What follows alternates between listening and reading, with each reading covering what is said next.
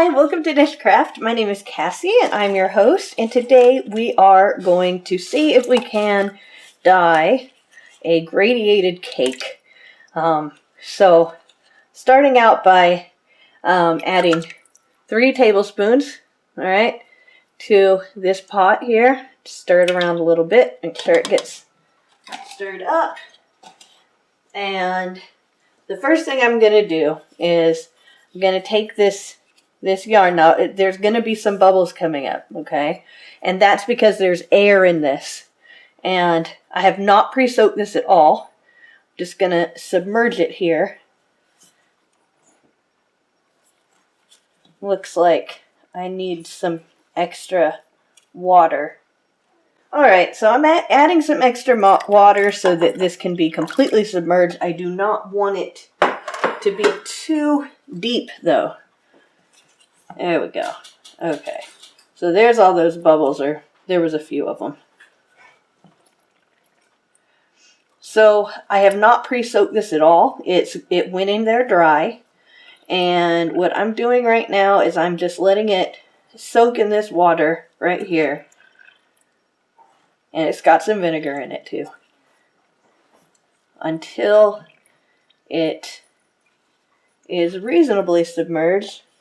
Let's see, it's still floating a little bit. Let me put a little bit more water on here.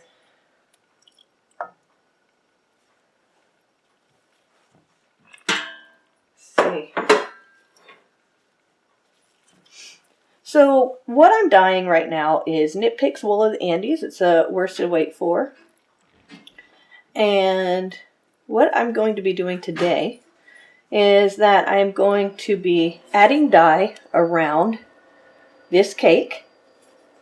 And since it's wound up, we're going to have the actual yarn be a little bit resistant to being dyed as it goes closer into the cake, right? So, at least that's my theory. Okay, so I'm going to be adding the dye. And I'm going to add about this much dye. Not sure if you can see this or not, but hopefully you can see that this is a kind of a turquoise color. In fact, that's the exact name it is. And when I add it, I'm going to try my best not to touch the wool with the dye, because I want it just to be going in around it. Alright. So we're letting that spread. Just kind of rinse this out so that, yeah. Okay, so we're letting that spread now. Right now this pan is cold. Just to make sure I use all the dye, I'm just going to add a little bit more water here. Okay, so this pot is currently cold, okay? So what I'm going to be doing here is I'm going to be turning on the heat to medium here, right? And as it gets warmer, gradually, that is going to give the dye time to set. Now don't worry about this that's kind of pouring over the top. That is not going to affect in the middle of it, and that's really what we want to get at, okay? In fact, I'll just make sure it's nice and even. Alright, so what I'm hoping to see, although it could go, it could go a lot of different ways, but what I'm hoping to see is that as the dye is absorbed into the yarn and binds with it, it's going to gradually get lighter and lighter until we get to the center, which might even still be mostly white. We'll see. So I'm going to let this set until it starts boiling, and then I will come back and talk to you about what's next. Alright guys, so as you can see, even though it's on medium, it's steaming, and I just want to show you that there's still quite a bit of dye left in there. So this has been sitting here for maybe about 15 minutes. What I'm going to do now is I'm going to turn it up to high and cover it with this lid.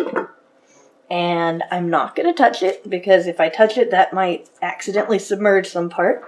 And what we're going to do is we're going to see if we can get all the rest of this dye to be bound to the yarn. in maybe about 15 minutes. So I'll check up with you guys again in 15 minutes and see where we are.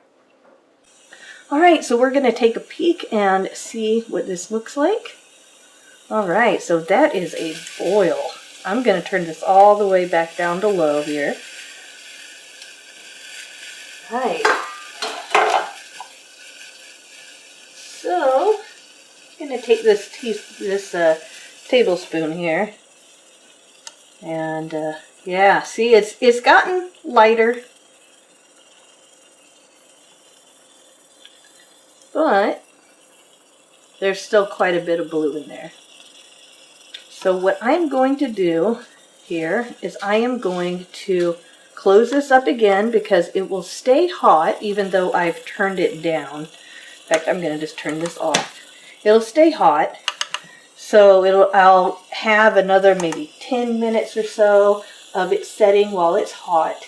And then I'm going to let it stay here until it's completely cool. And when it's completely cool, then I'm going to come back and see if we still have any dye left. Alright guys, see you then. Alright guys, it's been 15 minutes. I have not looked in here yet. This might have trapped some steam in here. Let's see. Oh yeah. And looks like we've lost some water with condensation too.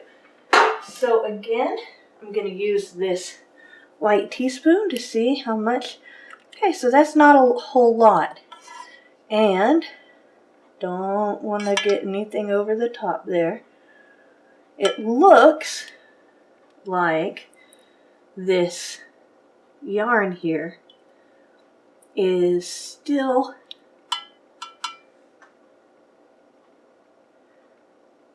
soaking up. You can see how, well, I don't know if you can see, but I can see that the outside is definitely darker than the inside at this point.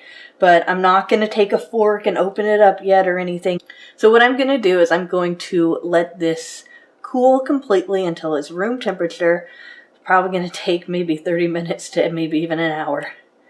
And as it cools, hopefully it'll absorb some more of that dye. Sometimes the dye will continue to set even if it's at room temperature. But I just want to give this dye enough time to set completely.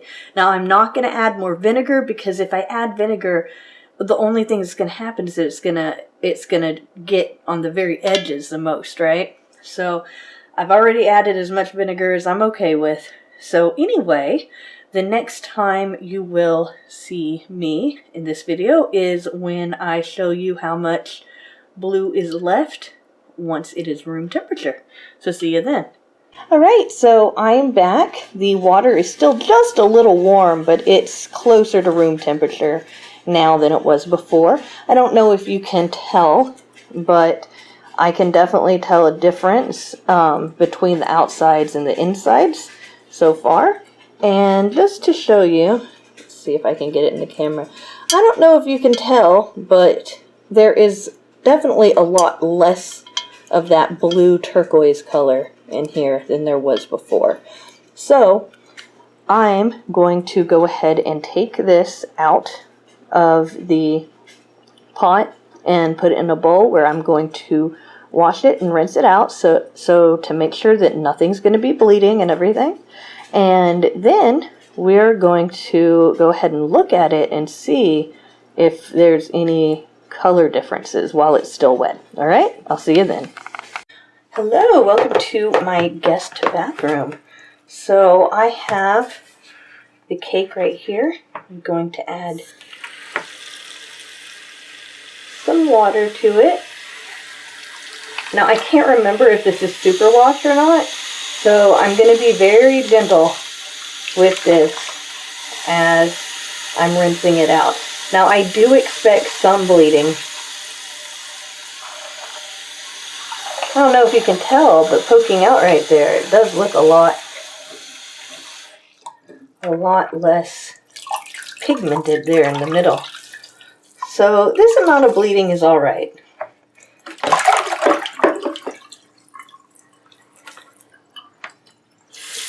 Now I'm just going to add some clear dish soap here, just a little.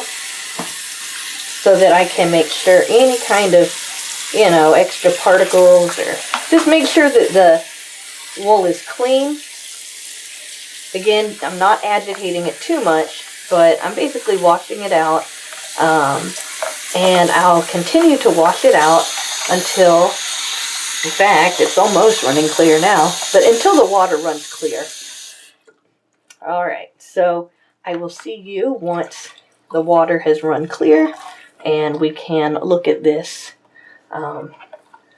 once it is rinsed out. Alright, guys?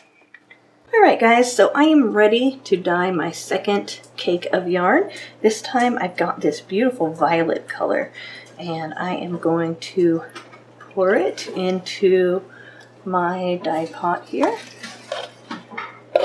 Okay.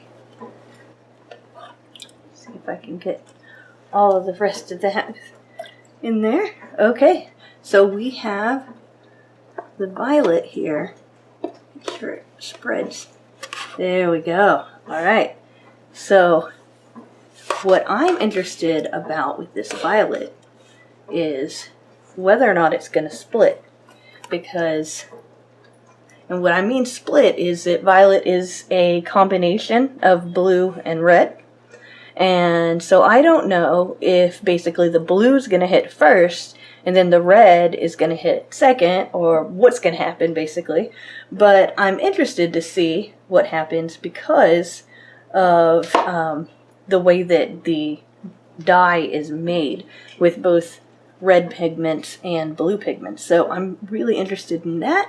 I'm going to do the exact same thing with this purple one, or violet. And I'm going to be doing that. It's the same thing that I did with the turquoise one. So basically, you guys will be able to see the violet one when I have it at the table. Alright guys, I'll see you then. Alright guys, so the water ended up running clear pretty quickly, so I was really glad about that. I am going to take this fork now and peek into here. And, oh, do you see that? Are you able to see how light that is on the very middle? The inside there? Yes, it has definitely resisted dyeing a little bit. And you can even see right here with this strand that on this side it's a lot darker. And we've got this lighter color right here in the middle. Now what I'm going to do is I'm going to turn this over because I saw the other side, of course, was sitting in there. And so it got dyed all around on the outside. But let's see. Wow, I see some white in there. That is interesting. So what I'm going to do is I'm going to make sure that this dries. I think I might even put it in a hank to dry. And then we will, I will meet you back on the table when this is all dry and show you what it looks like. Hi guys, welcome back to the table. And I have finished dyeing both the turquoise one and the purple one, but they have been taken from the cakes and turned into hanks for right now. And so I am going to tell Greg to put up a picture right now, and in that picture you are seeing both of the cakes while they were drying a little bit. You know, for them to dry completely, I have to put them into hanks. So you can see that the effect that I wanted to create ended up coming across better on the violet one than the turquoise one. Yet, we're about to see what they actually look like on the table right now. And again, they're going to be in hanks. So let's look at the turquoise one first. So this is not going to show up perfectly because it's in a hank, but let me zoom in here so you can see a little bit better. So on the very outsides here that are the darkest, it's pretty solid. It's pretty much a solid color. But as you start going in, you see these little places where there's just like a little bit of white poking out here and there. What that is that's where the strings were crisscrossing. So it ends up creating a sort of marled look. And as you get further and further in, you get to a point where you get almost a white line, you know, or almost white with just a little bit of very, very light turquoise here. Let's see if I can aim that white stuff at you. Yeah, there you go. So you can see that there is definitely a darker side followed by a lighter side. So obviously it might not be perfectly easy to see right now, but this hank turned out gorgeous, and I think it's going to go perfectly with this violet. What do you think about that? Wow. Okay, so let's go ahead and look at this violet one. So it looks like the violet one has had a little bit more resist, in that it resisted being dyed the closer to the center it became, right? So on this darkest outer place, we can still see little places right here where there's a little bit of white here. And I'm guessing again that that's where the yarn crisscrossed with one another. But it ends up making a pretty kind of design. And you can see that in some places there's less, like right here. All right. And in some places it didn't even penetrate all that far in, you know? So this definitely made a, I suppose, a more extreme gradient. So I really like both of them, actually. And it gives me a way of comparing. This is what happens when you do it with turquoise. This is what happens when you do it with violet. There looks to be some kind of difference between the two colors, even in the acid dye. So just like the food coloring that I had used before, certain colors penetrate better than others. And I think that that's a really interesting thing to note. Now, when I caked up both of these, I don't know if they were exactly perfectly the same, right? But I tried to make them as similar as possible. So it could be that the purple one or the violet one was a lot tighter than the other one, but I don't think that it was so much of a difference that it would have caused this much of a difference in the dyeing process. I just think that the turquoise might be a little bit more saturated. So now that I've said that, how about we go ahead and put these back into cakes, because they're perfectly dry now, and I will meet you back with them back into cakes. All right. And I think what I'm going to do is I'm even going to put the darker color on in the middle and the lighter color on the outside so we can observe that gradient. All right, guys. So I will be right back. Welcome back, guys. So I had meant to put the darker one on the inside for this one, but what ended up happening is when I went to wind it up, this looked like the darker side. So I just started here, and because the turquoise had penetrated so thoroughly through the whole cake, it ended up being the lighter one on the inside there. So we have one of the cakes that I dyed with the turquoise on the outside. So we've got the darker on the outside, and then you can start seeing some of those white ones, and you can see, like, as we go closer to the center, let me go ahead and zoom in here. So as we go closer to the center here, you can kind of peek behind that, and you can see how even like in this last third, let's say, there's some white spots in there. So I mean, it did end up giving us a pretty decent gradient, you know. Obviously not something that maybe a commercial company would do, but definitely an interesting effect. The violet, on the other hand, you know, it has this really deep, dark violet on the inside. Yeah, really pretty. But because when, at least the one that I use that cakes up, in the center, there's a little bit of a hole, a little bit of some space there where I think the dye got in and did dye this, like, just kind of right here on the outside here. But you can definitely see, and let me go ahead and zoom in again on this violet one.